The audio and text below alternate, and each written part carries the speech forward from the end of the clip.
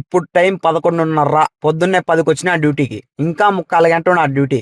చూపిస్తా చూడండి. టైం కనపడుతుంది కదా 11:30. డ్యూటీ కనపడుతుంది కదా 12:15. అంటే ఇంకా 3/4 గంట ఉన్నది. మేము చేసే డ్యూటీలు ఎట్టంటే మాకు ఇష్టం వచ్చిన షిఫ్ట్లు తీసుకోవచ్చు, మాకు ఇష్టం వచ్చిన టైమింగ్ తీసుకోవచ్చు. మేము తీసుకుంటాం అట్నే. కానీ కంపెనీ వాడు ఏం చేస్తాడంటే వాడికి ఇష్టం వచ్చిన టైం వేస్తాడు, వాడికి ఇష్టం వచ్చిన గంటలు పెంచేస్తాడు. అట్నే ఈ రోజు నాకు 14 గంటలు వేసినాడు డ్యూటీ. సరే టైం పెంచితే పెంచినాడు కదా, ఆర్డర్లన్నా వేస్తాడంటే అబ్బా ఆర్డర్లు అయినే 7. పొద్దున 10 నుంచి ఇప్పుడు 10 ఆర్డర్లు అయినాయి. ఒక రోజుకి 10-11 ఆర్డర్లు వేస్తే టార్గెట్ ఏమవుతాయి? కంపెనీ మాకు టార్గెట్ ఇస్తుంది, మళ్ళా టార్గెట్ కావు. దానికి టార్గెట్ కాలేదని చెప్పి కంపెనీ వాళ్ళు మళ్ళా దానికి డబ్బులు కట్ చేస్తారు. కొన్నిసార్లు అయితే మనమే మన చేతి కట్టాల్సి వస్తుంది. మనం చేసిన పనికి డబ్బులు సరిపోక మనం చేతి కంపెనీ కట్టాల్సి వస్తుంది. అట్టుంటాయి ఈ వార పరిస్థితులు. అది తెలియకుండా మీకేమంటారు? గుడ్డు పెట్టే కోడికి తెలుస్తాదిరా నొప్పి, ఆమ్లెట్ వేసుకొని తినే వాళ్ళకి ఏం తెలుస్తుంది? కరెక్టే కదా.